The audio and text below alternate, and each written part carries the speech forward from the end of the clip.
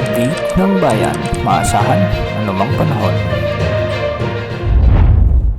Magandang araw po sa ating lahat. Ngayon ay araw ng Lunes, July 21, 2025 at narito na ang latest update sa magiging lagay ng ating panahon sa susunod na 24 oras. Sa kasalukuyan, isang panibagong low pressure area o sama ng panahon ang nabuo sa silangan ng ating bansa at ito ay huling namataan sa layong 1,140 kilometers silangan ng southeastern Luzon. Ayon sa pag-asa ay mababa pa naman ang tsansa nitong lumakas bilang bagyo sa susunod na 24 oras. Ngunit ayon sa mga ginagamit nating wind models ay posible itong lumakas bilang bagyo sa mga susunod na araw at lalapit muli sa may east ng northern Luzon. Hindi naman ito nakikitang tatama sa anumang bahagi ng ating bansa, ngunit asahang palalakasin muli nito ang habagat na magdadala ng mga malalakas na pag-ulan, lalong-lalo na sa kanlurang bahagi ng Luzon at Visayas. Samantala dahil nga sa pag-iral ng habagat ngayong araw o southwest monsoon ay asahan ang maulang panahon sa Zambales, Bataan, Anok Occidental, Mindoro. Ang mga lugar na ito ay pinapayuhang maging alerto sa banta ng mga pagbaha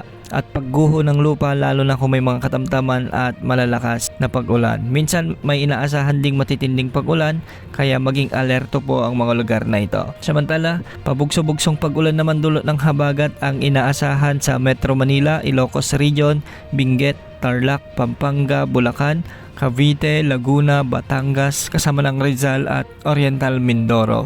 Pinag-iingat din natin ang mga lugar na ito sa banta o posibilidad ng mga pagbaha at pagguho ng lupa, lalo na kung may mga katamtaman at malalakas na pag-ulan. Habagat din ang nagdadala ng maulap na papawirin na may mga kalat-kalat na pag-ulan at thunderstorms sa buong Visayas, ang nalalabing bahagi ng Luzon, sa may Zamboanga Peninsula at ang Northern Mindanao. Ang mga lugar na ito ay pinapayuhang maging alerto rin sa banta ng mga posibilidad ng mga biglang pagbaha o pagguho ng lupa, lalo na kung may mga katamtaman at minsan ay malalakas na pag-ulan. At para naman sa nalalabing bahagi ng Mindanao ay magiging bagyang maulap hanggang sa maulap ang mga kalangitan na may mga tsansa ng mga kalat-kalat na pag-ulan at thunderstorms. Dulot pa rin ito ng habagat. Hindi rin inaalis ang banta ng mga flash floods at landslides kung may mga umiiral na severe thunderstorms. Samantala, wala nang nakataas na gale warning sa anumang baybaying sakop ng ating bansa, ngunit medyo mataas pa rin ang mga pag-alon sa northern at western sections ng Luzon